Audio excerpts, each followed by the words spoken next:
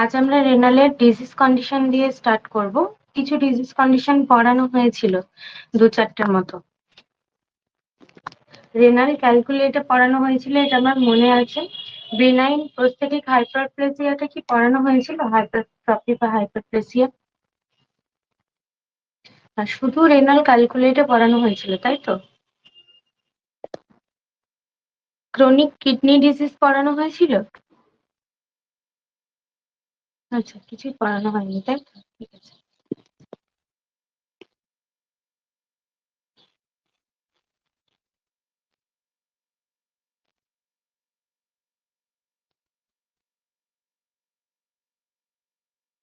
আচ্ছা, তো আজকে আমরা স্টার্ট করব বিনাইন প্রস্থেটিক হাইপারপ্লেসিয়া বা হাইপারট্রফি।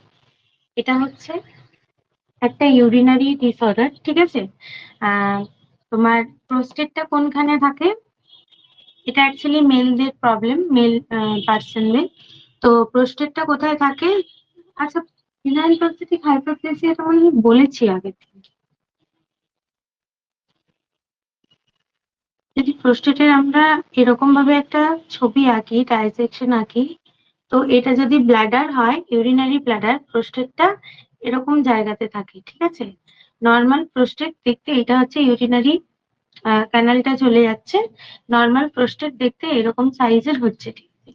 এরপর বিনাইল প্রোস্টেটিক হাইপারপ্লেসিয়া বা হাইপারট্রফি যখন হচ্ছে, তখন প্রোস্টেটটা ফুলে এরকমের একটা শেপ নিচ্ছে, ঠিক আছে? প্রোস্টেটের হয় ইনক্রিজ ইন সেলস হচ্ছে, সেলটা ইনক্রিজ হচ্ছে, বা increase in increase size of cell হচ্ছে, ঠিক আছে? সেলের সাইজটা বড় হচ্ছে বা নাম্বার গুলো বড় হচ্ছে, ঠিক আছে? এই প্রোস্টেট গ্ল্যান্ডের মধ্যে যে সেলগুলো আছে সেগুলো নাম্বারে বড় হচ্ছে বা সাইজে বড় হচ্ছে, ঠিক আছে? এটাকে যখন হচ্ছে সেলের সাইজে বড় হচ্ছে তখন সেটাকে কি বলছে? হাইপারট্রফি। আর হাইপারপ্লাসিয়া কখন বলছে? যখন সেলের নাম্বারে বেশি হচ্ছে, তখন সেটাকে বলছে হাইপারপ্লাসিয়া। বোঝা গেছে দুটো টার্ম? এরপর আসছি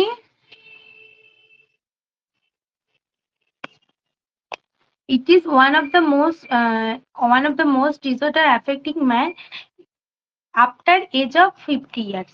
50 years এর পরে এই মানে রোগটা ছেলেদের শরীরে দেখা যায়, ঠিক আছে? 50 years এর পরে।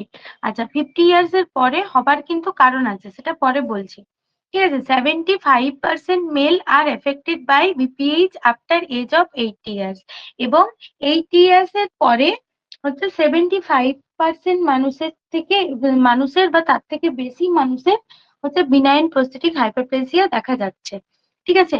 ইটিওলজি কি? Testicular androgen. যেহেতু ছেলেদের শরীরে এজিং এর সাথে সাথে অ্যান্ড্রোজেনটা বাড়তে থাকছে, তো এই কারণের জন্য এই বিনাইন প্রস্থেটিক হাইপারট্রফিটা হয়ে থাকে, ঠিক আছে?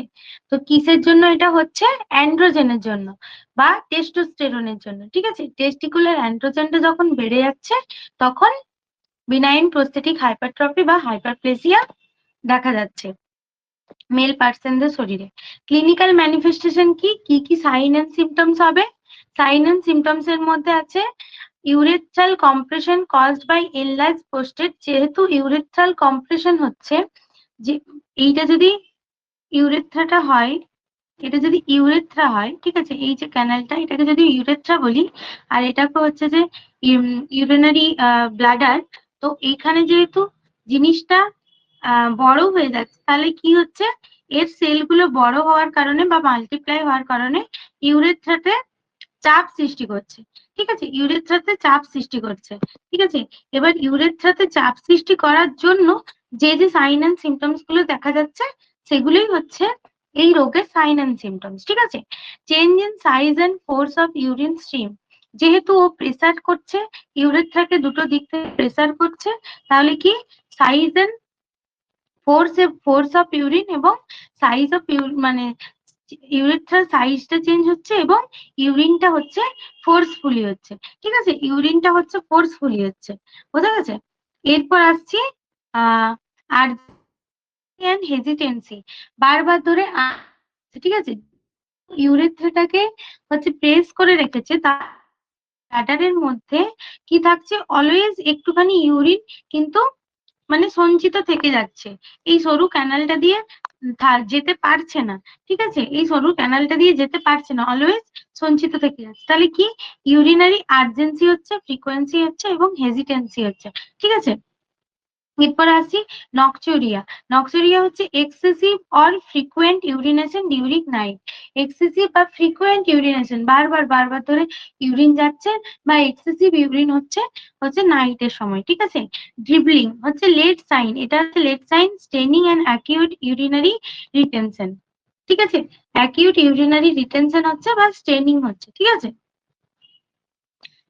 ডায়াগনোসিস। ডায়াগনোসিস কিভাবে, palpation of prostate digital rectal examination. Digital rectal এক্সামিনেশনের দ্বারা, প্যালপেশনের দ্বারা এটা বোঝা যায়। ঠিক আছে, প্যালপেট করে ওই জায়গাটার মধ্যে, লোয়ার অ্যাবডোমেনের মধ্যে ওটা প্যালপেট করে বোঝা যায়। ঠিক আছে, measure the level of tumour marker. যদি হচ্ছে বিনাইন প্রোস্টেটিক যেহেতু বলছি, এটা হচ্ছে টিউমার মার্কার গুলো দেখা হয়, যেমন PSA, prostatic specific antigen to rule the prostate cancer. ঠিক আছে, তো টিউমার মার্কার প্রোস্টেট ক্যান্সারের জন্য কি, প্রোস্টেট ক্যান্সারের জন্য টিউমার মার্কার হচ্ছে প্রোস্টেট স্পেসিফিক অ্যান্টিজেন। ঠিক আছে, প্রোস্টেট স্পেসিফিক অ্যান্টিজেন আরো কয়েকটা আছে, বলছি সেটা। Tumour marker is substance whose present in blood serum serve as a biochemical indicator for the possible presence of malignancy. Tumour মার্কারটা কি, টিউমার মার্কারটা হচ্ছে যে ব্লাডের মধ্যে একটা সাবস্টেন্স, যেটার জন্য আমরা বুঝতে পারি যে ম্যালিগন্যান্ট সেল প্রেজেন্ট হয়তো আছে। ঠিক আছে, carcinoembryonic antigen CEA for cancer of colon, lung, breast এবং ওভারি। কোলন, লাং তাহলে মানে একটা সাইড করে রেড পেনে করে লিখে রাখো। ঠিক আছে, পিএসএ হচ্ছে প্রোস্টেট ক্যান্সারের জন্য, তীর দিয়ে লিখে রাখো পিএসএ ফর প্রোস্টেট, সিএ। আর সিইএ কার্সিনো এমব্রায়োনিক অ্যান্টিজেন হচ্ছে তীর দিয়ে লিখে রাখো কোলন, লাং, ব্রেস্ট এবং ওভারির জন্য। এফ এএফপি আলফা ফিটোপ্রোটিন হচ্ছে কিসের জন্য, টেস্টিকুলার টেট্রাকার্সিনোমা। ঠিক আছে, বা প্রাইমারি হেপাটোসেলুলার কার্সিনোমা, তীর দিয়ে লিখে রাখবে এটা। CA-125 হচ্ছে various epithelial cell cancer like ovarian cancer এবং এন্ডোমেট্রিওসিস। ওভারিয়ান ক্যান্সার এবং endometriosis. CA-19-9 and CA-15 increase into pancreatic cancer and other benign conditions like pancreatitis and gallstone. প্যানক্রিয়াটাইটিসের জন্য কি, প্যানক্রিয়াটিক ক্যান্সারের জন্য CA-19-9 এবং CA-15। এটা কিন্তু ইম্পর্টেন্ট, এটা বারবার কোশ্চেন আসে, CA-19.9, 19-9। আচ্ছা, ম্যানেজমেন্ট কি, ম্যানেজমেন্ট হচ্ছে anti androgenic drug such as finasteride, dutasteride এবং ট্যামসুলোসিন, HCl এটসেট্রা। ঠিক আছে, এছাড়াও catheterisation for urine retention, urine যদি না হচ্ছে তখন ক্যাথেটারাইজেশন করতে বলে। ঠিক আছে, আর বেশি করে জল খেতে বলে, 2 থেকে 3 লিটার জল খেতে বলে, যাতে ইউরিনারি ফোর্সটা আছে। বা সার্জিক্যাল ম্যানেজমেন্টের মধ্যে কি কি আছে, সার্জিক্যাল ম্যানেজমেন্টের মধ্যে trans urethral resection of prostate, trans urethral resection of prostate. 90% BPH এর সার্জারিতে, বিনাইন প্রোস্টেটিক হাইপারপ্লেসিয়া সার্জারিতে, এই সার্জারিটা করা হয়, trans urethral resection of prostate. ঠিক আছে, এরপর আরেকটা কি সার্জারি আছে, রেট্রোপিউবিক প্রোস্টেক্টমি। রেট্রোপিউবিক প্রোস্টেক্টমি, এটাতে কি হয়, প্রোস্টেট গ্ল্যান্ডটা রিমুভ করে দেওয়া হয়। কিভাবে রিমুভ করা হয়, by a low abdominal region without opening the bladder. ব্লাডারটাকে ওপেন করা হয় না, অ্যাবডোমিনাল রিজিয়নের দ্বারা, মানে অ্যাবডোমিনাল রিজিয়ন থেকে লো অ্যাবডোমিনাল ব্লাডার না ওপেন করে এটাকে হচ্ছে ইনভেসিভ প্রসিডিওরের মাধ্যমে রেট্রোপিউবিক প্রোস্টেক্টমি করা হচ্ছে। ঠিক আছে, এরপর আছে urinary incontinence and sterility may occur due to importance or erectile dysfunction.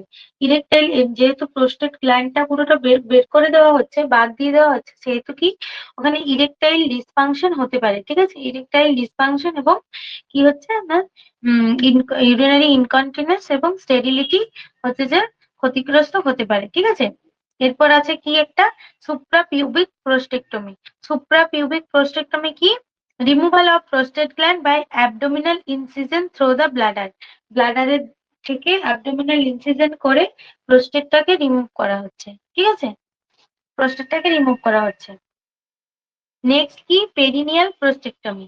Perineal প্রোস্টেক্টমিটা কিভাবে করা হচ্ছে? Removal of prostate gland by perineal incision. Perineal incision দ্বারা হচ্ছে প্রোস্টেট গ্ল্যান্ডটাকে বের করা হচ্ছে।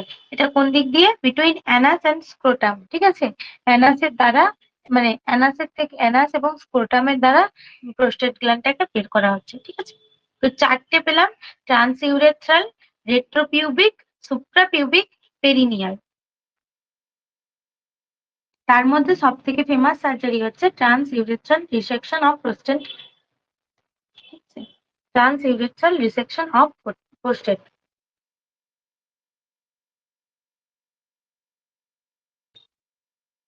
এটা কিভাবে করা হয়? ফার্স্টেরটা যেটা বলেছি স্কিপ করে গেলাম। এই রেট্রোস্কোপ দিয়ে এটা করা হয়। রেট্রোস্কোপটাকে ইনসার্ট করা হয় through the urethra without any type of incision to destroy the enlarge prostate. এটাতে প্রোস্টেট গ্ল্যান্ডটাকে ডিস্ট্রয় করে দেওয়া হচ্ছে। ঠিক আছে, কোনো ইনসিশন করা হয় না এটাতে।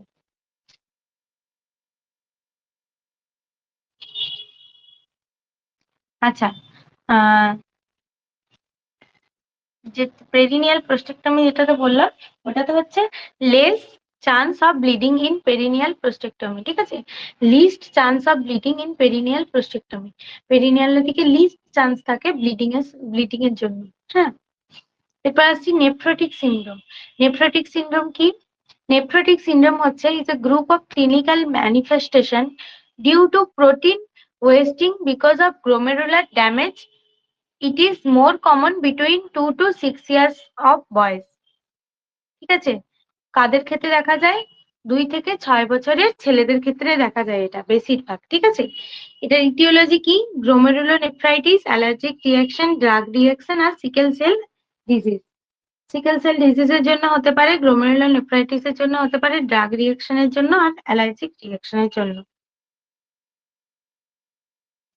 ডেফিনেশনটা হচ্ছে যে এটা একটা ক্লিনিক্যাল ম্যানিফেস্টেশন, বিভিন্ন রকমের সিমটমস এর কারণে একটা ডিজিজ কন্ডিশন হচ্ছে। ঠিক আছে, বিভিন্ন রকমের সিমটমস গুলো একসাথে জোড়া যখন হচ্ছে তখন হচ্ছে যে তোমার এই ডিজিজ কন্ডিশনটা মানে ডায়াগনোসিস হচ্ছে। Because of glomerular damage it is, মানে যখন বিভিন্ন রকমের ক্লিনিক্যাল ম্যানিফেস্টেশন গুলো আসছে, ঠিক আছে, বিভিন্ন রকম ডিজিজের প্রবলেম গুলো আসছে, তার ফলে গ্লোমেরুলার যে ড্যামেজটা হচ্ছে সেই কারণের জন্য নেফ্রোটিক সিনড্রোমটা হচ্ছে। বোঝা গেছে? It is more common between 2 to 6 years of boys. 2 to 6 years of boys এর মধ্যে বেশি দেখা যায় এটা। বোঝা গেছে মানসী?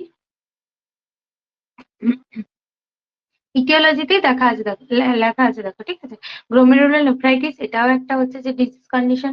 ড্রাগ রিঅ্যাকশনের কারণে সিকেল সেল ডিজিজ এটাও একটা ডিজিজ কন্ডিশন। ঠিক আছে, ক্লিনিক্যাল ম্যানিফেস্টেশনের মধ্যে কি কি আছে? ক্লাসিক সাইন এন্ড সিমটমস আর জেনারেলাইজড ইডিমা। জেনারেলাইজড ইডিমা হচ্ছে also called anasarca or dropsy. এটা মনে রাখবে, also called anasarca anasarca or dropsy.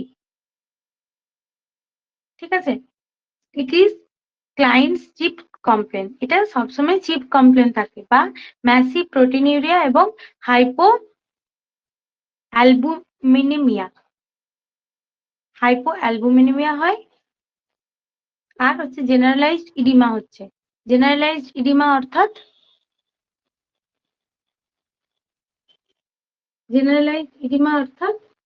সারা শরীরে ইডিমা হচ্ছে, সারা শরীর ফুলে যাচ্ছে। ঠিক আছে,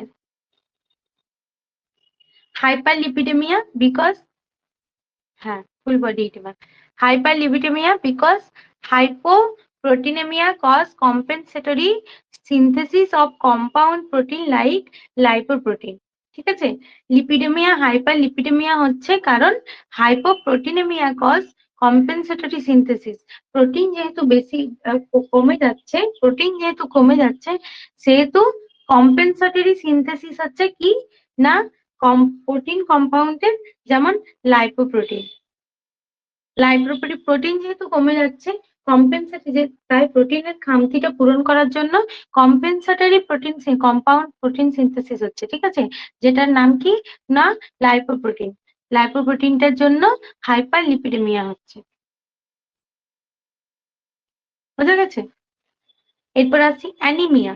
অ্যানিমিয়ার জন্য হচ্ছে পেশেন্টের due to transferrin a globulin that binds and transport iron. আয়রনকে বাইন্ড করছে ট্রান্সফেরিন, যেটা হচ্ছে লস বাই কিডনি, যেটা কিডনির দ্বারা লস হয়ে যাচ্ছে, ঠিক আছে, কিডনি থেকে লস হয়ে যাচ্ছে, তার কারণের জন্য অ্যানিমিয়া হচ্ছে।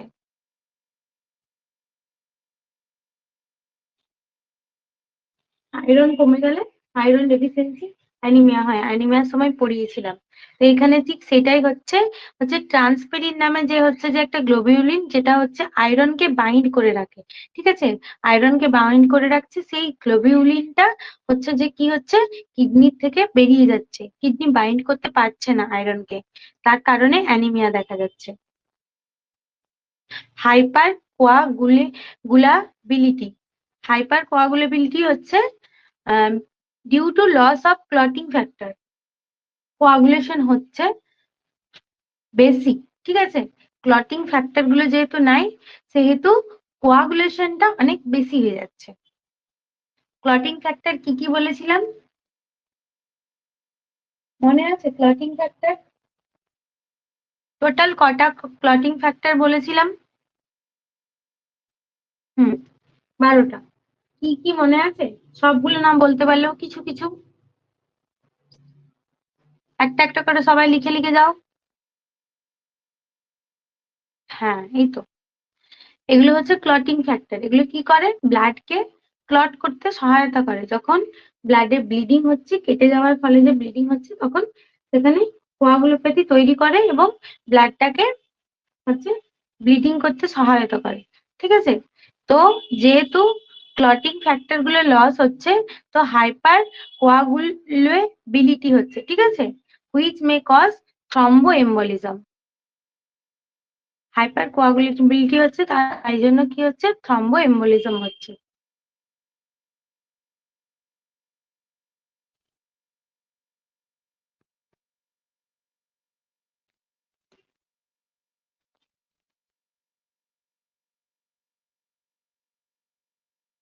হুম, এরপর আসছি pulmonary embolism occur due to 40% patient of nephrotic syndrome. Pulmonary embolism হচ্ছে, ঠিক আছে, পালমোনারি এম্বলিজম হচ্ছে কত না 40% পেশেন্টের ক্ষেত্রে পালমোনারি এম্বলিজম হচ্ছে। পালমোনারি এম্বলিজম পড়িয়েছিলাম, পালমোনারি এম্বলিজমটা কি?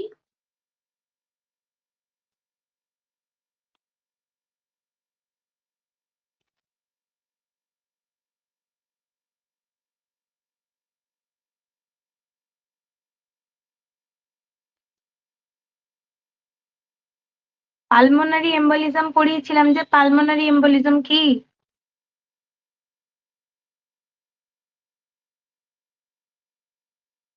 Blood clots in artery.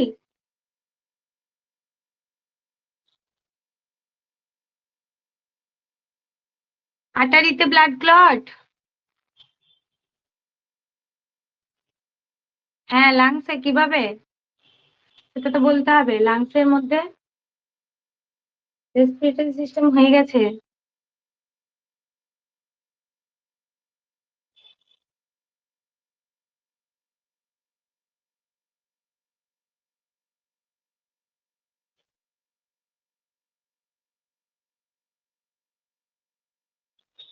আরেকবার রেসপিরেটরি সিস্টেমটা খুলে দেখবে পালমোনারি তোমার এম্বলিজম কিরকম, ঠিক আছে? সবাই ভুলে গেছে মনে হচ্ছে। তাহলে ব্লাড ক্লট যে হয়ে যায় লাংসের মধ্যে, কিভাবে ব্লাড ক্লটটা হচ্ছে লাংসের মধ্যে?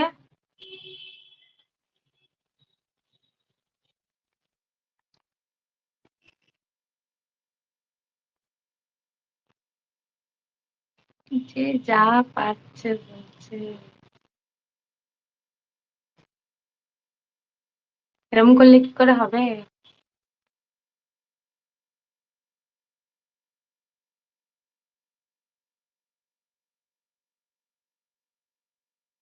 একটা ছবি এঁকে দেখিয়েছিলাম, সেটা মনে আছে?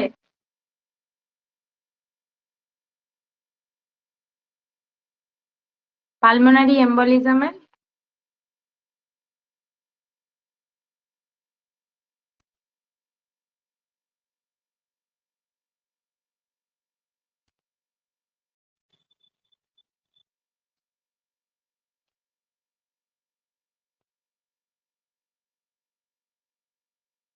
হুম।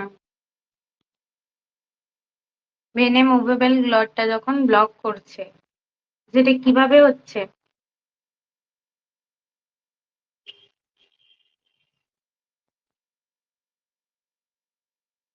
এম্বোলাই গুলো।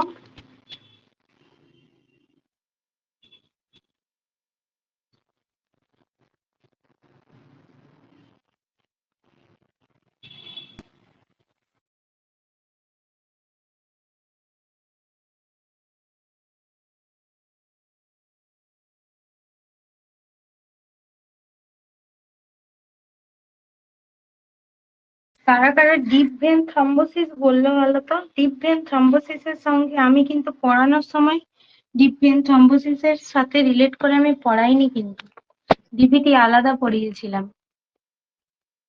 বলেছিলাম যে লাংস এর মধ্যে যে আর্টারি গুলো ব্লাড সাপ্লাই করছে, তার মধ্যে যে ব্লকেজ হয়ে যাচ্ছে বা ক্লট ফরমেশন হচ্ছে, সেই জিনিসটাকে বলছে। এখানে এয়ার এর সঙ্গে কিন্তু কোনো সং নেই, ঠিক আছে? যাই হোক, আরেকবার পড়ে নিও, যদি কেউ নোট করে থেকেছো তখন সেইটা একবার পড়ে নিও। রেসপিরেটরি সিস্টেমের মধ্যে, হ্যাঁ, সেই ব্লাডটা যখন উপরে লাংসে আসে তখন ছোট ছোট ক্লট গুলো আর্টারিতে আটকে যায়, তখন ক্লট হয়ে যায়। হ্যাঁ, ওর মনে আছে। দেখবে ছবি দেওয়া আছে রেসপিরেটরি সিস্টেমের ডিজিজ কন্ডিশন গুলোর, মনে হয় ম্যাক্সিমামেরই আমি ছবি দিয়ে দিয়ে এক্সপ্লেন করেছিলাম। হ্যাঁ।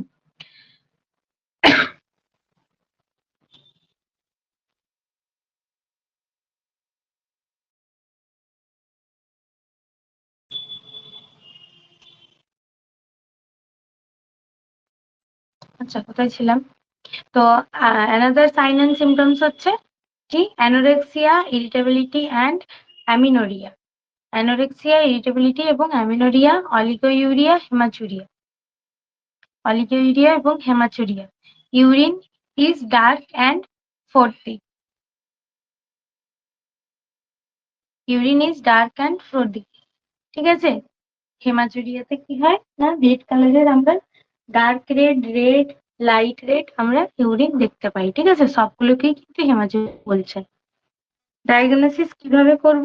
ডায়াগনোসিস হচ্ছে urine analysis show increased protein level in urine. Urine analysis protein লেভেলটা ইনক্রিজড হয়ে থাকবে, ঠিক আছে?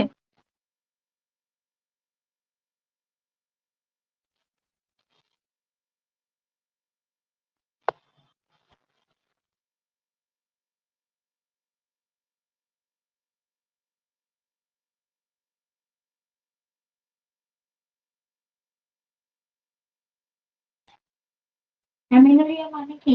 অ্যাবসেন্স অফ মেনস্ট্রুয়াল মেনস্ট্রুয়েশন, ঠিক আছে? মেনস্ট্রুয়েশন যখন হচ্ছে, তখন যেহেতু ওই জায়গাটাতে হচ্ছে যে তোমার অ্যামিনোরিয়া, এটা তো ছেলেদের ক্ষেত্রে, তাহলে অ্যামিনোরিয়া দিয়েছে কেন, ঠিক?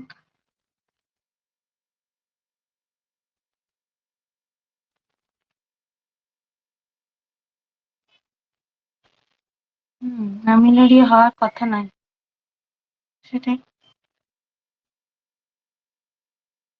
অ্যামিনোরিয়াটা ভুল করে দিয়েছে হয়তো। যেহেতু ডিজিজ কন্ডিশনটা ছেলেদের ক্ষেত্রে, তাহলে অ্যামিনোরিয়া কিন্তু দেওয়ার কথা নয়। তাও আমি একবার তোমাদেরকে পরে জানিয়ে দেবো, ঠিক আছে?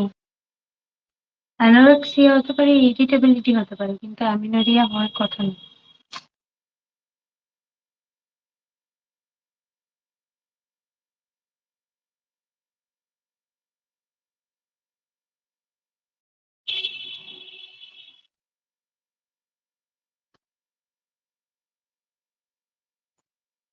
আচ্ছা, ঠিক আছে, নেক্সট ক্লাসে দেখছি। এটা ভুল হতেই পারে, বইয়ের মধ্যে ভুল।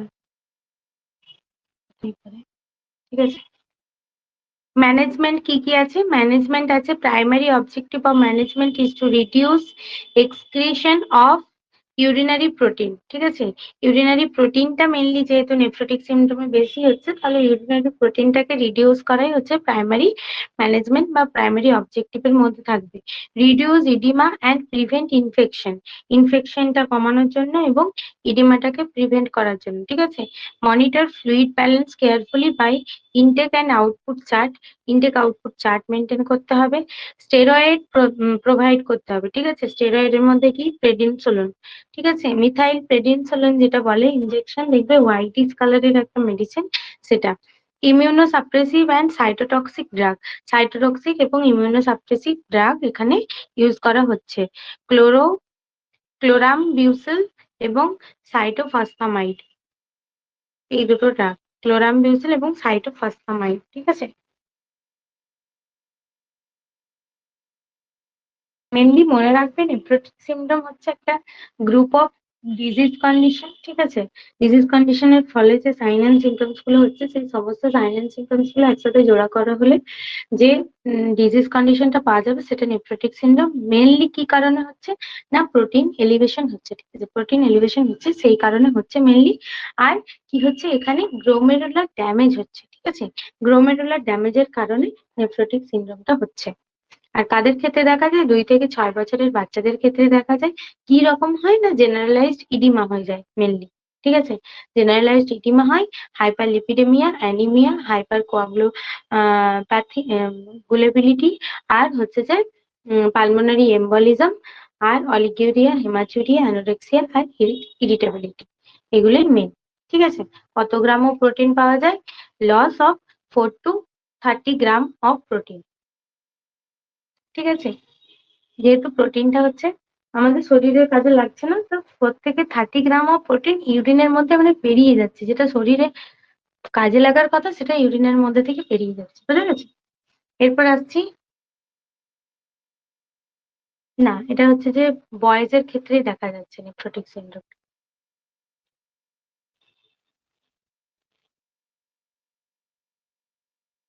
গ্লোমেরুলোনেফ্রাইটিস, এরপর আসছি গ্লোমেরুলোনেফ্রাইটিস। ঠিক আছে, গ্লোমেরুলোনেফ্রাইটিসটা কি পড়িয়েছিলাম?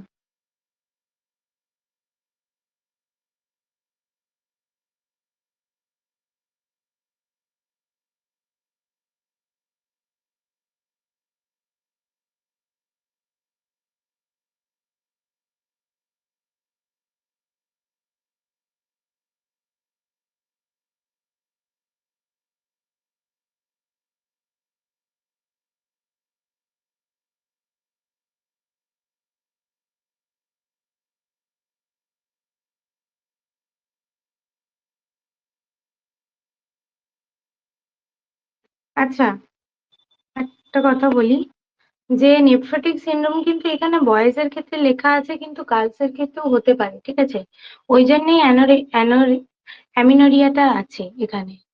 ঠিক আছে, বয়েজ এর ক্ষেত্রে মেনলি হয়, 2 থেকে 6 বছরের বয়েজের ক্ষেত্রে মেনলি হয়, কিন্তু গার্লদের ক্ষেত্রেও হতে পারে, বাচ্চা মেয়েদের ক্ষেত্রেও হতে পারে। ওই জন্য অ্যামিনোরিয়াটা লেখা আছে। ঠিক আছে, এখানে বইয়ে কোনো ভুল নেই। আর অ্যামিনোরিয়া মানে হচ্ছে যে ওই মেনস্ট্রুয়েশনের ইয়েটা হচ্ছে যে তোমার অ্যাবসেন্স হয়ে যাচ্ছে বা কম কম হচ্ছে, সেক্ষেত্রে কি না, যেহেতু হচ্ছে যে তোমার নেফ্রোটিক সিনড্রোমটা গার্লদের ক্ষেত্রে হচ্ছে, ঠিক আছে, গ্লোমেরুলার ড্যামেজটা হচ্ছে, ইয়েটা হচ্ছে, সেহেতু ওই ক্ষেত্রে অ্যামিনোরিয়াটা হচ্ছে। ঠিক আছে, গার্লদের ক্ষেত্রেও হতে পারে, লিখে রাখো both boys and girls are affected, কিন্তু ম্যাক্সিমাম 2 থেকে 6 বছরের ছেলেদের মধ্যেই দেখা যায়। হ্যাঁ, বোঝা গেছে অ্যামিনোরিয়া কেন লেখা আছে?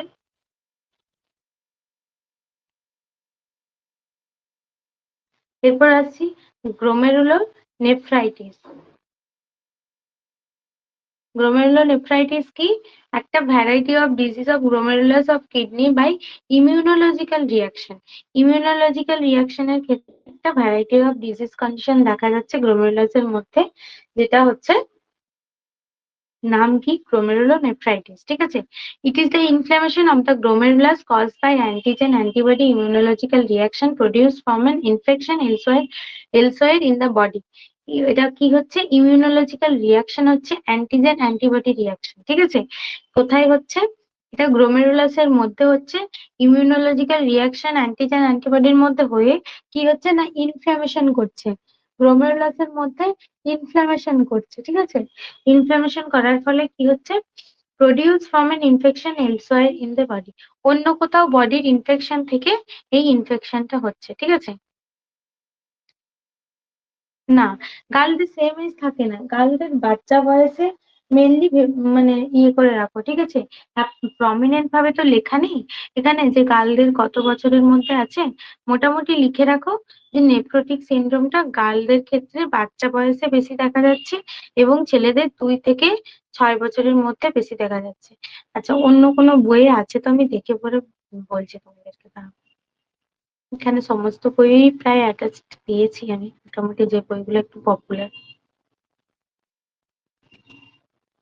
হুম, আচ্ছা, এখানে দেখো আছে characterised by triad of symptoms such as heavy proteinuria, hypoalbuminaemia, এগুলো সবই দেওয়া আছে, এবং ইডিমা, ঠিক আছে। তিনটে মেনলি ডিজিজ হচ্ছে, প্রোটিনেরিয়া, হাইপোঅ্যালবুমিনেরিয়া আর ইডিমা, ঠিক আছে।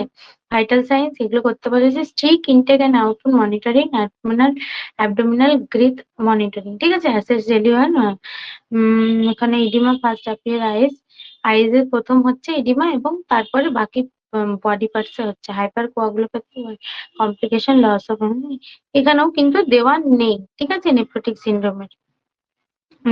সিনড্রোমের জন্য বয়েজ এন্ড গার্লস এর যে ব্যাপারটা তোমরা জানতে চাইছো, সেটা কিন্তু টার্গেট হয়তো দেওয়া নেই।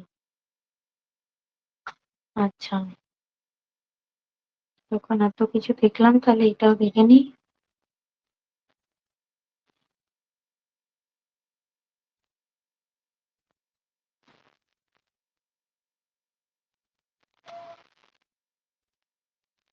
এখানে মানে ইয়েটা নেই, নেফ্রোটিক সিনড্রোমটা করিনি, আগের যে পিডিএফটা আছে ওটাতে হয়তো আছে।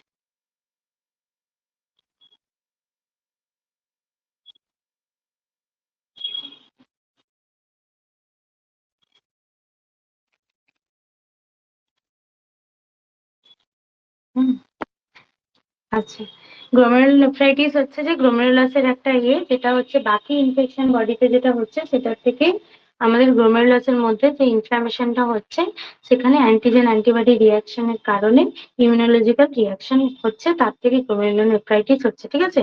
Loss of kidney function develops, but 90% patient regain normal renal function within 60 day.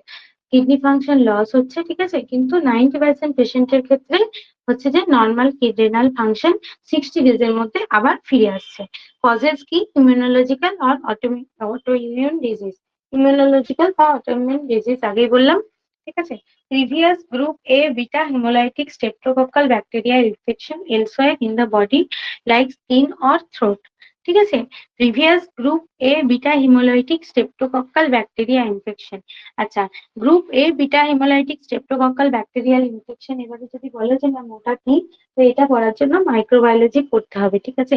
মাইক্রোবায়োলজিতে ওই ব্যাকটেরিয়া, ফাঙ্গাস, হ্যানত্যান এগুলো সব যেগুলো আছে সেগুলোর হচ্ছে যে ক্লাসিফিকেশন গুলো পড়তে হবে। আপাতত এটা মনে রাখো, গ্রুপ, কারো যদি আগের থেকে group A beta haemolytic streptococcal bacterial infection থাকে বডির যে কোনো জায়গায়, ঠিক আছে, বা হচ্ছে যে স্কিন এবং থ্রোটে, তখন সেখান থেকে হচ্ছে যে এই ডিজিজ কন্ডিশনটা হতে পারে, ঠিক আছে।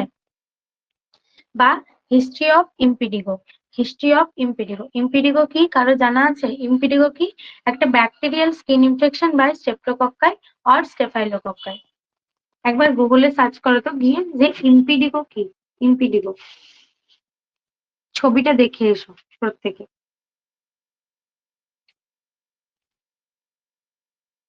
ঠিক আছে। দেখা হয়েছে? তো এটা হচ্ছে যে হিস্ট্রি অফ ইম্পিডিগো যদি থাকে তো সেখানে, তো ওই ইম্পিডিগোর ক্ষেত্রে স্ট্রেপ্টোকক্কাল ব্যাকটেরিয়াল ইনফেকশন ইম্পিডিগোর ক্ষেত্রে তোমার যে মেডিসিন গুলো দেওয়া হয় সেই মেডিসিনের রিয়াকশনের কারণে হতে পারে, ঠিক আছে। ফ্যারিঞ্জাইটিস আর টনসিলাইটিস ও হতে পারে, ফ্যারিঞ্জাইটিস বা টনসিলাইটিস থ্রোটের একটা তো থ্রোটের থেকে এই জিনিসটা হতে পারে, ঠিক আছে।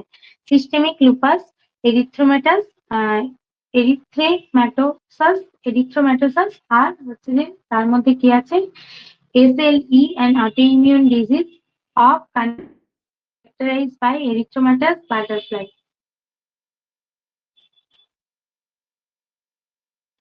A rash over the nose and cheeks. এটাও পড়িয়েছিলাম মনে হচ্ছে। এটা কি পড়িয়েছিলাম? ওই ইয়েতে পড়িয়েছিলাম স্কিনে, ঠিক আছে, বাটারফ্লাই ডিজিজ বলে। নোজের দুদিকটা সে স্পটি স্পটি বাটারফ্লাই এর মতো একটা আকার নিয়েছে। পড়িয়েছিলাম না? লুপাস এরিথ্রোমাটাস ছবিও দেখেছিলাম। তো এই জিনিসটার কারণে হচ্ছে এটা হতে পারে। সবাইকে মনে পড়ছে তো? যারা ক্লাস করেছিল তাদের মনে করা উচিত, ঠিক আছে? তো rash over the nose and cheeks which resembles a wolf snort. wolf snort, এটা হচ্ছে wolf snort এর মতো resembles করে, ঠিক আছে? এটার কারণে হচ্ছে কি না গ্লোমেরুলোনেফ্রাইটিস হতে পারে। আচ্ছা, কিসের কারণে কি কি না হয়ে যেতে পারে, ঠিক আছে? কোথা থেকে কোথায় কোথায় গ্লোমেরুলোনেফ্রাইটিস, কোথায় কিডনি আছে, আর কোথায় মুখে বাটারফ্লাই ডিজিজ, কোথায় থ্রোটে ডিজিজ, তোমার ওই অটো ইমিউন, ওইখান থেকে আমাদের বডি রিয়াকশন করতে করতে ওই ডিজিজের সঙ্গে রিয়াকশন করতে করতে কোথায় চলে যাচ্ছে? কিডনিতে চলে যাচ্ছে, ঠিক আছে? বোঝা গেছে? হ্যাঁ, অটো ইমিউন ডিজিজ তো ওইখান থেকেও তোমার আমাদের ইমিউনিটি ওখানেও কাজ করছে, তা করতে করতে রিয়াকশন করতে করতে কোথায়? কিডনিতে চলে যাচ্ছে, ঠিক আছে? ফার্স্টলি ওখানে অটো ইমিউন ডিসঅর্ডারটা ওখানে শুরু হচ্ছে।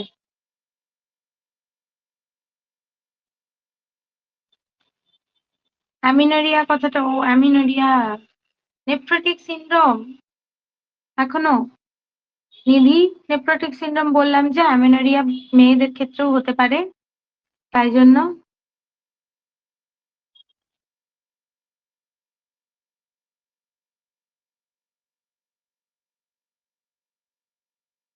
বাচ্চাদের ক্ষেত্রে বেশি, ঠিক আছে, গার্ল চাইল্ডের ক্ষেত্রে বেশি। এবারে আমাদের পিউবার্টিতে ধরো যখন মানে এখন মোটামুটি 11-12 বছর থেকেই, মোটামুটি 10-11 বছর থেকেই তোমার পিউবার্টি স্টার্ট হয়ে যাচ্ছে, ঠিক আছে?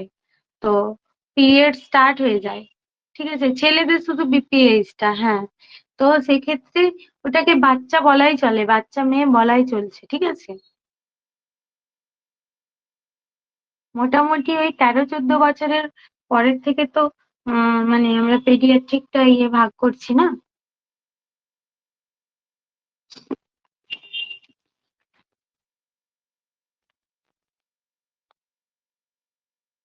আচ্ছা, এরপর আসছি ক্লিনিক্যাল সিমটমস কি। ক্লাসিক্যাল সাইন্স আর গ্রস হেমাচুরিয়া, ক্লাউডি স্মোকি, কোলা টি আর রেড ব্রাউন ইউরিন, ঠিক আছে? রেড ব্রাউন ইউরিন হচ্ছে জেনারেলাইজড ইডিমা, হচ্ছে পেরিঅরবিটাল অ্যান্ড ফেসিয়াল রিজিয়নেও হচ্ছে যে তোমার ইডিমা হচ্ছে।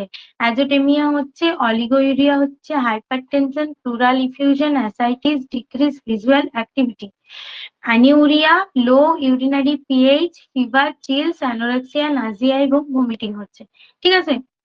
এগুলো ইজি ক্লিনিক্যাল ম্যানিফেস্টেশনের মধ্যে কিছু নেই সেরকম।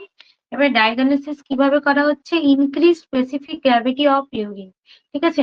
আমাদের normal specific gravity of urine হচ্ছে 1.010, ঠিক আছে? 10-10 মনে রাখবে, নর্মাল ইউরিনের স্পেসিফিক গ্র্যাভিটি 10-10, তারপরে 1 এর পরে একটা স্টপ দিয়ে দেবে। 10-10 থেকে কত? 10-26, এখন কত সাল চলছে? 26, এরকম ভাবে মনে রাখবে, ঠিক আছে? The weight of a substance compared with the weight of an equal volume of water called specific gravity, ঠিক আছে? Water called specific gravity. For solid and liquid materials, water, এগুলো তো করতে হবে না। তারপর আরেকটা কি না, increased অ্যান্টি স্টেপটোলাইসিন ও টাইটার, ঠিক আছে? অ্যান্টি স্টেপটোমাইসিন ও টাইটার, না সরি, ASLO ইনক্রিজ হবে, ঠিক আছে? ASLOটা ইনক্রিজ হবে। তারপরে আরেকটা কি আছে? Increase C reactive protein, CRP. CRP কোন প্রোফাইলের মধ্যে আছে, কারো জানা আছে? increased C-reactive protein, increased burn, BUN. আর কি না, urea is the metabolic product of the breakdown of amino acid which used for energy production, যেটা এনার্জি প্রোডাকশনের জন্য ইউজ হচ্ছে। ঠিক আছে, কমপ্লিকেশন কি কি থাকবে? কমপ্লিকেশন হচ্ছে রেনাল ফেলিওর, হার্ট ফেলিওর এবং পালমোনারি ইডিমা। সিআরপি কোন প্রোফাইলের মধ্যে থাকে?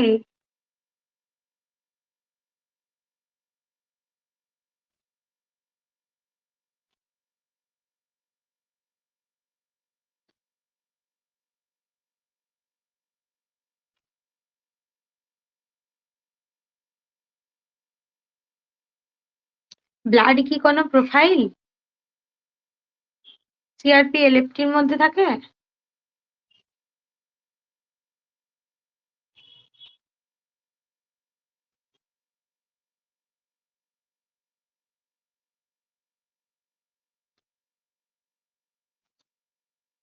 একমাত্র ঠিক বলেছে, সেপসিস প্রোফাইল এবং ইনফেকশন হলে চেক করে। ঠিক আছে, সিবিসির মধ্যে সিআরপি থাকে না,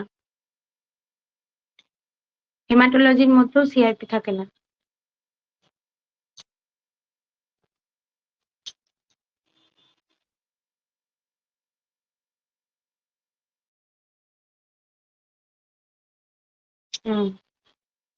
যেখানে দেখবে সেরোলজি প্রোফাইল থাকে সেই প্রোফাইলের মধ্যে সামটাইমস থাকে সিআরপি। ঠিক আছে, ইনফেকশনের জন্য যেহেতু দেখা হয় তাই। কারো হেপাটাইটিস বি বা সি, এ এগুলো চেক করার জন্য প্রাথমিকভাবে সিআরপি চেক করতে দিতে হয়, সিআরপি তখন বেড়ে থাকে। ঠিক আছে, আরেকটা কি বেশি হলে প্রেজেন্স অফ ইনফেকশন সিআরপি ছাড়া? Most common WBC. হ্যাঁ, এরপর আসছি কমপ্লিকেশন। কমপ্লিকেশন কি? রেনাল ফেলিওর, হার্ট ফেলিওর এবং pulmonary oedema. Renal failure, heart failure এবং পালমোনারি ইডিমা। ঠিক আছে, ম্যানেজমেন্ট কি? অ্যান্টিবায়োটিক থেরাপি, এক্সাম্পল হিসেবে penicillin to prevent streptococcal infection, administer steroid, suppress immunity, immunity suppress করার জন্য স্টেরয়েড। ঠিক আছে, এগুলি। এবার আসছি কি না, ইউরিনারি ট্র্যাক্ট ইনফেকশন বা ইউটিআই। ইউরিনারি ট্র্যাক্ট ইনফেকশন বা ইউটিআই। ইউটিআই এর সঙ্গে আমরা সবাই মোটামুটি এই কথাটার সঙ্গে পরিচিত। ঠিক আছে, ইউটিআই এ প্রচুর পেশেন্ট অ্যাডমিশন হয়। ঠিক আছে, আর ইউটিআই হচ্ছে ফিমেলদের জন্য খুব কমন একটা ডিজিজ। ঠিক আছে, ফিমেলরা বিশেষ করে অনেক বেশি এফেক্টেড হয়। ঠিক আছে, তো কি আছে দেখে নিই। Infection of urinary tract, renal pelvis, ureters, urethra এবং ব্লাডার। ঠিক আছে, রেনাল পেলভিস, ইউরেটাস, ইউরেথ্রা এবং bladder by microorganism that either ascends from the urethra 95% of cases or that spread to kidney from the bloodstream. ব্লাডস্ট্রিম থেকে হচ্ছে কিডনিতে যখন এই ইনফেকশনটা ছড়াচ্ছে সেটা হচ্ছে 5% মানুষদের ক্ষেত্রে হয়, এবং যেটা হচ্ছে ইউরিনারি ট্র্যাক্টের মাধ্যমে হয় সেটা হচ্ছে 95% মধ্যে হচ্ছে।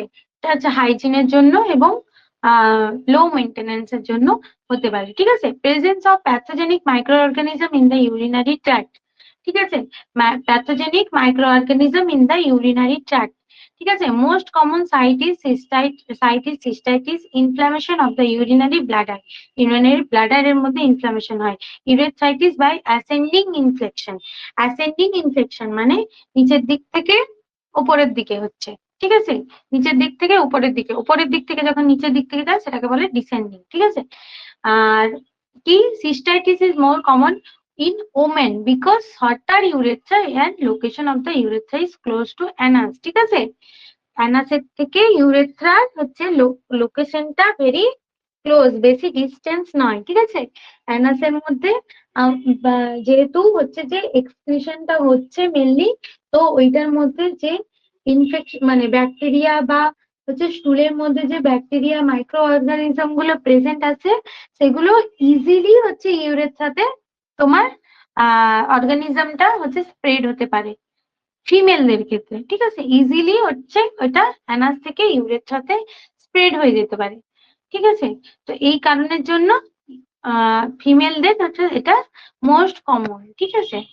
Sexually active and pregnant women are more susceptible to UTI. ঠিক আছে, urethritis is commonly associated with STI, sexually transmitted infection like gonorrhea, chlamydial infection in male. মেলদের ক্ষেত্রে কি হয়, এটা হচ্ছে সেক্সুয়ালি ইনফেকশনের মানে সেক্সুয়ালি ট্রান্সমিটেড ইনফেকশনের কারণেও হতে পারে, যেমন গনোরিয়া, ক্ল্যামাইডিয়াল ইনফেকশন এটসেট্রা, ঠিক আছে, বোঝা গেছে। মেলদের ক্ষেত্রে অ্যাসেন্ডিং অর্ডারে হচ্ছে যে অ্যাসেন্ডিং অর্ডারে বা ইউরিনেশনের জন্য বা ইউরিন প্র্যাকটিস এর জন্য কিন্তু ম্যাক্সিমাম হয় না, এটা ফিমেলদের ক্ষেত্রে হয়। ওই জন্য খুব সেফ ইউরিনেটিং প্র্যাকটিস করা উচিত, কারণ ইউটিআই এর বেশি রিস্ক থাকে বলে, ঠিক আছে। Most common bacteria responsible for UTI is E. coli. E. coli bacteria হচ্ছে মোস্ট কমন, যেটা হচ্ছে 80 থেকে 86%, এটা হাইলাইট করে রাখি, 80 থেকে 86%। আচ্ছা, ফিমেলদের সত্যি খুব রিস্ক, মানে তুমি যারা ওয়ার্কিং ওমেন স্পেশালি তাদেরকে ধরো ইউরিনেট করতে হয়, এছাড়াও যদি তারা সেই রকম ভাবে সিকিউর থাকতে চায় তখন তো ইউরিনেট করাই যাবে না। এবারে ধরো 6 আওয়ার্স, 8 আওয়ার্স, 12 আওয়ার্স এর শিফটে তো ইউরিনেট না করাটাও একটা ইনফেকশিয়াস ব্যাপার, ইউরিনেট না করলেও তখন আলাদা সেখান থেকে হচ্ছে যে তোমার ডিজিজ কন্ডিশন গুলো হতে থাকবে। সেখানে ওয়ার্ক প্লেসের ইউরিনেশন যে জায়গা সেগুলো হচ্ছে যে সেরকম হাইজেনিক থাকে না, তো মেয়েদের ক্ষেত্রে সত্যি এটা অনেক সমস্যাজনক। যাই হোক, তো আদার্স আর সিউডোমোনাস, সেরাটিয়া, প্রোটিয়াস এবং এন্টেরিব্যাক্টর, এগুলো হচ্ছে বাকি তোমার যে 12 থেকে 14% থাকছে সেগুলো এই অর্গানিজম গুলো হচ্ছে যে তোমার ইয়ে করে, ঠিক আছে, এফেক্ট করে। In young women staphylococcus saprophyticus. Staphylococcus saprophyticus is also common and in male with prostate disease, and enterococci are often responsible. Enterococci টা responsible, ঠিক আছে। ক্লিনিক্যাল ম্যানিফেস্টেশন কি, cloudy dark foul smelling urine. Clinical manifestation কি, cloudy dark foul smelling urine, low abdominal discomfort, nocturia, burning sensation, frequency, urgency, এগুলো। Diagnosis কিভাবে করা হয়, urine analysis. Diagnosis কিভাবে করা হয়, ইউরিন অ্যানালাইসিস। ইউরিন অ্যানালাইসিসের মধ্যে হচ্ছে মিড স্ট্রিম ইউনিটটাকে ধরে presence of WBC in urine দেখা হয়, ঠিক আছে, presence of WBC in urine দেখা হয়, আর increase specific gravity of pH of urine. ইউরিনের পিএইচ কত, স্পেসিফিক ক্যাভিটি এবং পিএইচটা হচ্ছে ইউরিনের মধ্যে দেখা হয়, ঠিক আছে। Urine culture to determine the presence of micro organism, urine culture করা হয়। ম্যানেজমেন্ট কি, অ্যান্টিবায়োটিক দেওয়া হয় আর অনেক জল খেতে বলা হয়। Acidic urine maintain acidic urine pH, acidic urine pH maintain করতে বলা হয়। গুড পেরিনিয়াল কেয়ার দিতে বলা হয়, আর ভয়েড করতে বলা হয়, 2 থেকে 3 ঘন্টা ছাড়া ছাড়া ইউরিনেট করতে বলা হয়। Encourage fluid intake up to 3 litre per day. হ্যাঁ, ক্র্যানবেরি, ঠিক বলেছো, ক্র্যানবেরি হচ্ছে যে ইউটিআই এর একটা ভালো মানে অর্গানিক সোর্স। ক্র্যানবেরি খেলে ইউটিআই অনেক সময় ঠিক হয়ে যায়, ঠিক আছে। ক্র্যানবেরি জুস বা ক্র্যানবেরি যে ধরো যেগুলো দেখবে ইয়ে শুকনো পাওয়া যায়, ঠিক আছে, ড্রাই ক্র্যানবেরি যেগুলো তোমার এই প্যাকেটিং পাওয়া যায়, ডেলি হচ্ছে যে 2-4টে করে বা গরম জলের সাথে দিয়ে পরে খেলে সেগুলো এফেক্টিভ।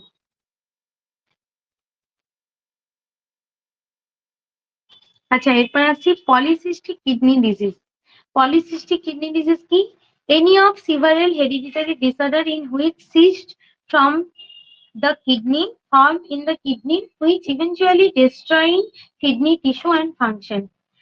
কিডনির মধ্যে সিস্ট হয়ে যাচ্ছে, ঠিক আছে? এটা হচ্ছে হেরিডিটারি কোনো ডিজিজ কন্ডিশন থেকে হচ্ছে কিডনির উপরে সিস্ট ফর্মেশন হয়ে যাচ্ছে। যদি এটা কিডনি হয়, ঠিক আছে, কিডনির উপরে সিস্ট হয়ে যাচ্ছে।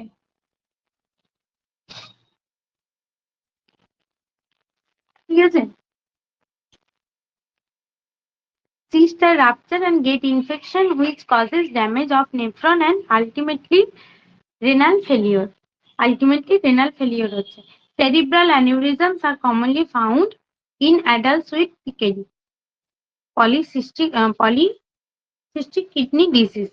ঠিক আছে, সেরিব্রাল অ্যানিউরিজম। কেউ কিন্তু এখনো অব্দি ইউরিনের পিএইচ আমাকে বলেনি। ইউরিনের পিএইচ কত, সমস্ত কিছু পিএইচ মুখস্থ রাখতে বলেছিলাম যে।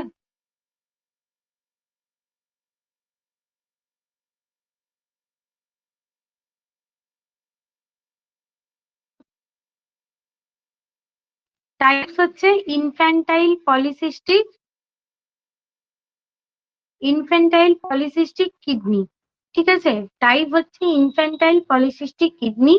It is inherited autosomal recessive death in infants within few months after delivery. ঠিক আছে,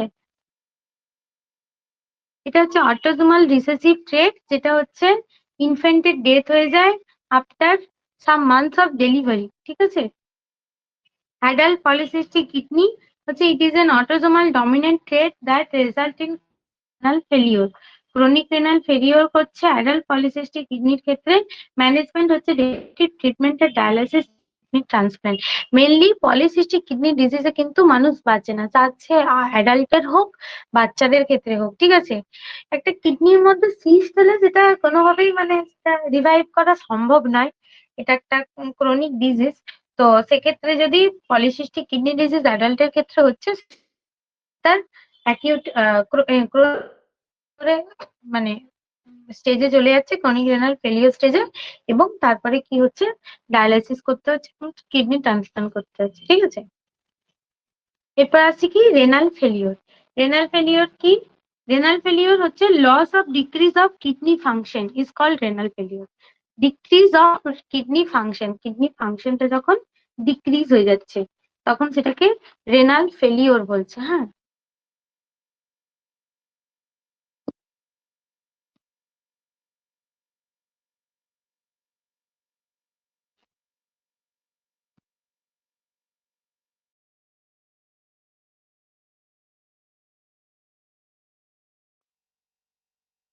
আচ্ছা, এখানে দেখো আছে stages of kidney disease.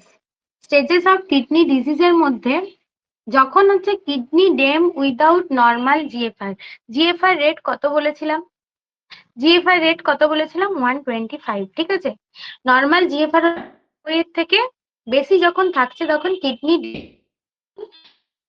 Or GFR. ঠিক আছে, mild kidney damage, kidney work as well as normal, diagnosis and treat, যাই হোক এটা ছাড়ো, নর্মাল ডায়াগনোসিস। ঠিক আছে, এরপর আসি kidney damage with mild GFR. যখন জিএফআর গ্লোমেরুলার ফিল্ট্রেশন রেট হচ্ছে 60 থেকে 89 এর মধ্যে থাকবে তখন মাইল্ড কিডনি ড্যামেজ হচ্ছে। Kidney still work well and estimated প্রোগ্রেশনের অবধি আছে, কিডনি ঠিকঠাক কাজ করছে এবং প্রোগ্রেশন অবধি আছে। এরপর আছে মাইল্ড টু মডারেট, যখন 45 থেকে 60 এর মধ্যে তখন mild to moderate kidney damage হতে শুরু করছে, kidney won't work as they should. ঠিক আছে, যেমন কিডনি কাজ করার কথা সেরকম কিডনি কাজ করছে না। এরপর আছে মডারেট জিএফআর, যখন 30 থেকে 45 হয়ে যাচ্ছে জিএফআর, ঠিক আছে, তখন মডারেট এবং সিভিয়ার কিডনি ড্যামেজ হচ্ছে, কিডনি ফাংশন করতে পারছে না ঠিকঠাক। সিভিয়ার জিএফআর হচ্ছে 15 থেকে 30, সিভিয়ার কিডনি ড্যামেজ হচ্ছে। ঠিক আছে, ওয়ার্কিং করতে পারছে না, ডায়ালিসিসের জন্য পেশেন্ট প্রিপেয়ার করতে হবে। ঠিক আছে, আর ট্রান্সপ্ল্যান্টেশনের জন্য রেফারেল করতে হবে। ট্রান্সপ্ল্যান্টেশনের জন্য তো অনেক প্রসেস আছে, কিডনি ম্যাচ করতে হবে, অনেক কিছু ম্যাচ করতে হবে, যাই হোক ব্লাড হ্যান ত্যান অনেক কিছু, তোমার ওই কি জানো হাইপার সেন্সিটিভিটি ম্যাচ করতে হবে এই সেই। তো সেক্ষেত্রে ওটা তোমার অ্যাডভাইস করা হয়, ঠিক আছে, রেফারেল করা হয়, কিন্তু কিডনি তখন পাওয়া যাবে কিনা, অ্যাভেলেবেল আছে কিনা, ঠিক আছে, এরপর আছে কিডনি ফেলিওর আর end stage of kidney disease. ঠিক আছে, এন্ড স্টেজ অফ কিডনি ডিজিজে 15 ml এর থেকেও কম ইউরিন আসবে, মানে 15 ml এর থেকেও কম জিএফআর। ঠিক আছে, কনসিডার ডায়ালাইসিস। এটা কিডনি ফাংশন একবারেই লস হয়ে গেছে, কনসিডার ডায়ালাইসিস। ঠিক আছে, বোঝা গেছে সেই ক্ষেত্রে?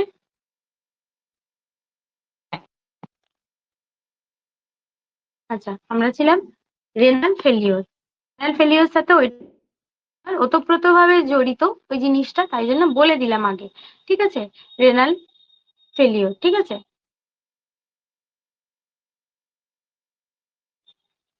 রেনাল ফেলিওর কত রকমের হচ্ছে?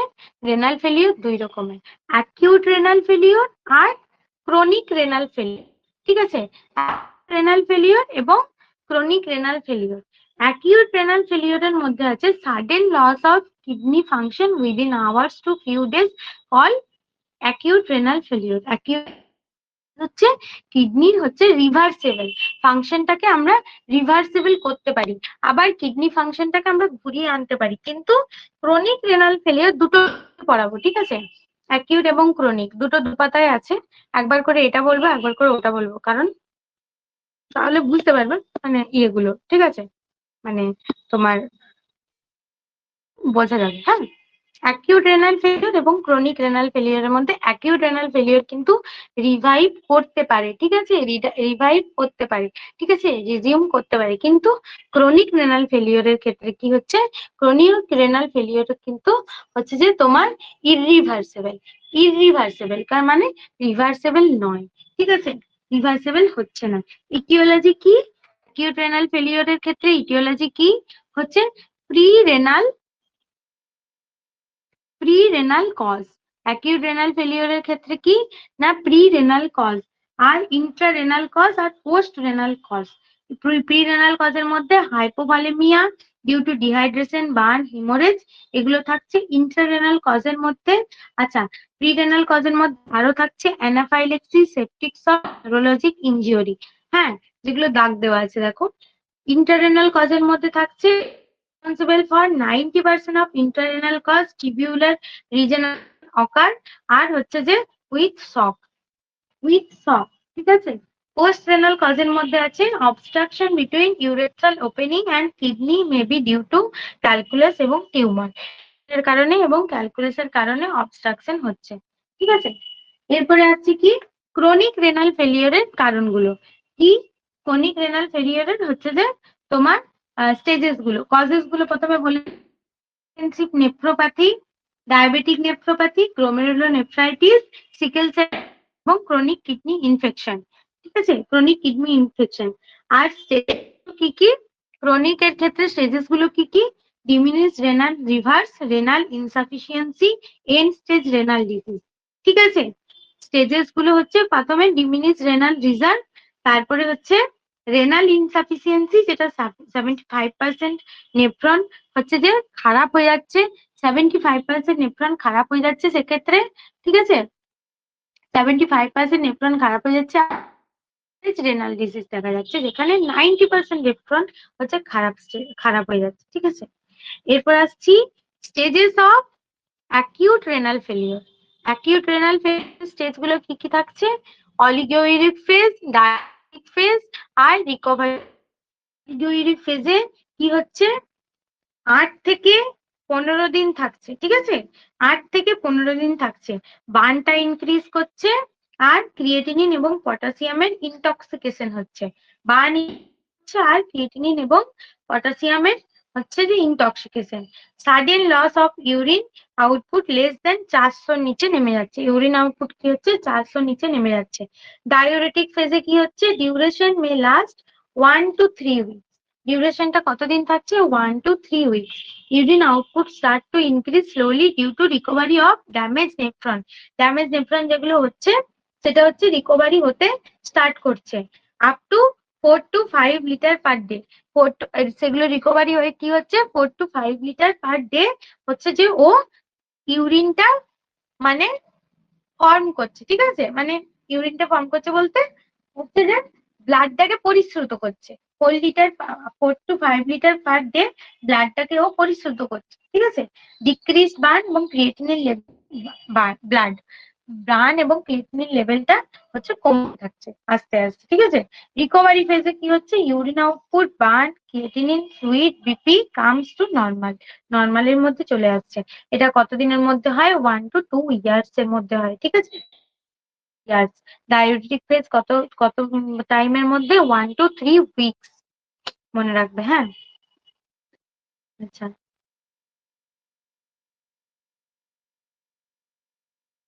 এরপর এখানের মধ্যে যেটা ইম্পর্টেন্ট হচ্ছে, এগুলো একটু নিজেদেরকে ক্লিনিক্যাল ম্যানিফেস্টেশন গুলো পড়ে নিতে হবে। আমরা সবাই মোটামুটি সিকেডি পেশেন্ট দেখেছি, সিকেডি পেশেন্ট খুব কমন, ঠিক আছে। তো এই ক্লিনিক্যাল ম্যানিফেস্টেশন গুলো তোমরা সবাই মোটামুটি দেখে নিতে একটু ইজি আছে। যেটা ইম্পর্টেন্ট সেটা হচ্ছে ডায়ালাইসিস, ঠিক আছে। ডায়ালাইসিসের জন্য এখান থেকে আমি একটা ভালো অ্যাটাচ করেছি, এখান থেকে পড়বে। ডায়ালাইসিসের জন্য এখান থেকে পড়বে, ঠিক আছে। পিডিএফটা দেওয়া আছে, দাদা তোমাদের মেন গ্রুপে দিয়ে দেবে, হ্যাঁ। তো ডায়ালাইসিসের ক্ষেত্রে এখান থেকে পড়বে। ডায়ালাইসিস কি, 2 ধরনের ডায়ালাইসিস করা, কখন করা হয় আমরা জানি তো, বললাম যে একেবারে যখন ইউরিন আউটপুট খুব কম হয়ে যাবে তখন ডায়ালাইসিসের জন্য বলা হয়, ঠিক আছে। ডায়ালাইসিস মানে কি, পুরো রক্তটা একটা মেশিনের দ্বারা পরিশ্রুত করে তারপরে আবার শরীরে দেওয়া হয়, ঠিক আছে। যেহেতু আমাদের রক্তটা ছাঁকনি করতে পারছে না, কিডনির দ্বারা ছাঁকনি হচ্ছে না, ঠিক আছে, ছাঁকা হচ্ছে না, সেহেতু আলাদা একটা ছাঁকার যন্ত্র দ্বারা হচ্ছে যে ওটা করা হয়, ঠিক আছে। ডায়ালাইসিস হচ্ছে 2 ধরনের, হিমোডায়ালাইসিস আর পেরিটোনিয়াল ডায়ালাইসিস। হিমোডায়ালাইসিস এবং পেরিটোনিয়াল ডায়ালাইসিস। হিমোডায়ালাইসিসটা কি না, এই যে একটা মেশিনের দ্বারা করা হচ্ছে ডায়ালাইসিসটা। Blood is remove from the body, filtered through a dialysis machine and return back.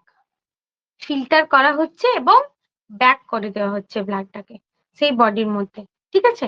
R peritoneal dialysis কি, এই দেখো পেরিটোনিয়াল ডায়ালাইসিস হচ্ছে এরকম, পেরিটোনিয়াম যে আমাদের ক্যাভিটিটা আছে সেটা। The peritoneum is the abdomen, acts as a natural filter, ঠিক আছে।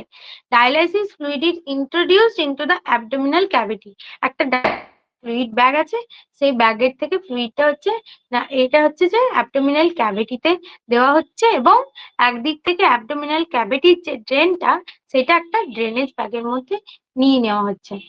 বোঝা গেছে, বোঝা গেছে, ছবিটা বেশ ভালোভাবে দেওয়া আছে, এখান থেকে পড়বে, ঠিক আছে। হিমোডায়ালিসিস এবং পেরিটোনিয়াল ডায়ালিসিসের কি অ্যাডভান্টেজ গুলো হচ্ছে, হোয়ার ইট অকার্স, হসপিটাল এবং ডায়ালিসিস সেন্টার। আর পেরিটোনিয়াল ডায়ালিসিস কিন্তু হোম অর এনি ক্লিন এনভায়রনমেন্টে করা যেতে পারে। How it occur is filtered outside the body, আর peritoneum inside the body acts as dialysis, ঠিক আছে। এগুলো দেখবে সোজা লেখা আছে। আচ্ছা,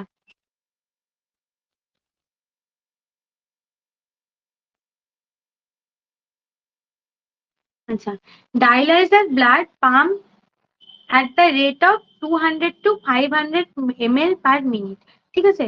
ডায়ালাইজারটা কত থেকে কত, 200 থেকে 500 ml per মিনিট। আমি এটা হচ্ছে যে তোমার কোথা থেকেও কালেক্ট করেছি, ঠিক আছে। এটা কিন্তু কোনো বানানো নয়, এটা কোথা থেকেও কালেক্ট করা। জানি না কোন, এখানে কোনো লোগো নেই, না হলে তোমাদেরকে সাজেস্ট করে দিতাম যে এখান থেকে তোমরা দেখতে পারো। এখানে কিন্তু কোনো লোগো নেই, আমার কাছে সেভ করা ছিল তাই আমি শেয়ার করলাম। কারো যদি জানা থাকে বলতে পারো যে এটা কোথা থেকে, মানে কোন কোনো মানে ইয়ের থেকে কিনা, তাহলে আমি তোমাদেরকে সাজেস্ট করতে পারবো যে এখান থেকে ভালো এরকম বুঝিয়ে পরে এরকম আছে, অনেক ছবি টবি দেওয়া আছে যেখান থেকে বুঝতে পারবে। কারো যদি জানা থাকে তো বলবে, হ্যাঁ, আমি সাজেস্ট করে দেবো সেটা। কোনো গ্রুপ এটা শেয়ার করা হয়েছে।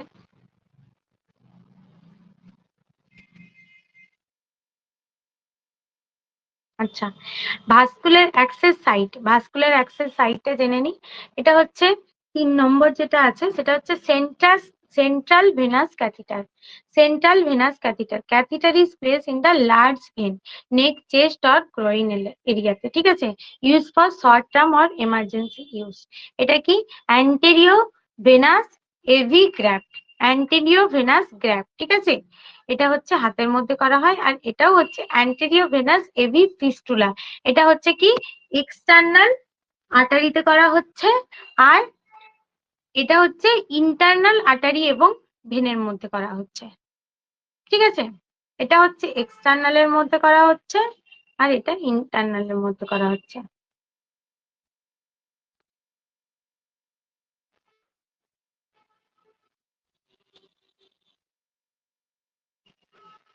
ব্লাডটা প্রথমে রিমুভ করা হচ্ছে, তারপরে ফিল্ট্রেশন করা হচ্ছে, তারপরে ক্লিন ব্লাডটা আবার রিটার্ন করে দেওয়া হচ্ছে, এবং চলাকালীন হচ্ছে মনিটরিং করা হচ্ছে।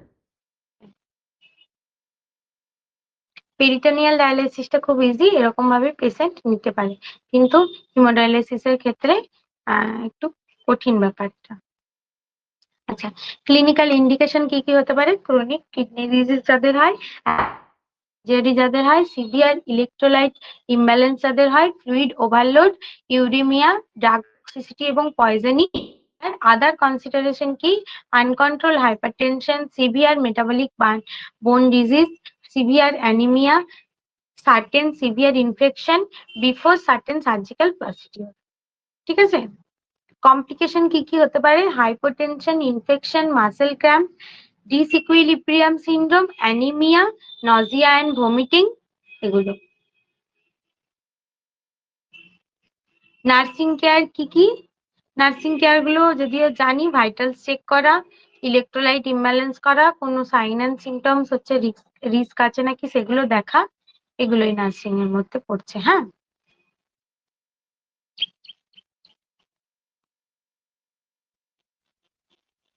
নার্সিং ম্যানেজমেন্টটা একটু দেখে নিও। আর ডায়েটের মধ্যে কি কি পড়ছে? ডায়েটের মধ্যে হচ্ছে অ্যাকোয়ার্ড প্রোটিন, এনার্জিয়াম control, sodium restriction, phosphorus control, fluid management. আর ফ্রুটের মধ্যে এগুলো পড়ছে।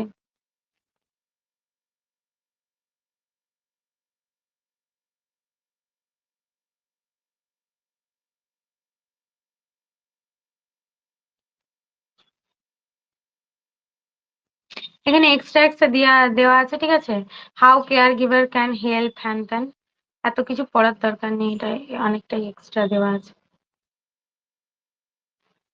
কমপ্লিকেশন কি কি হয়? Infection, fluid overload, hyperkalaemia, hypotension, anaemia and mineral disorder.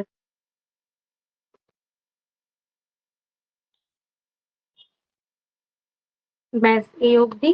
তোমাদের কোনো ডিজিজ কন্ডিশন কি বাকি থাকলো রেনাল থেকে?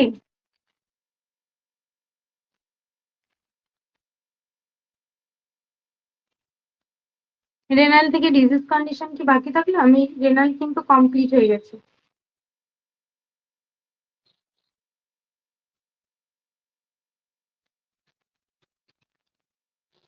নিজেরাই কথা বলে যাচ্ছে, আমি যে একটা কথা জিজ্ঞাসা করছি। অবশ্যই ডিসকাস করা অলওয়েজ ভালো, নিজেদের মধ্যে যত ডিসকাস নলেজ বাড়বে।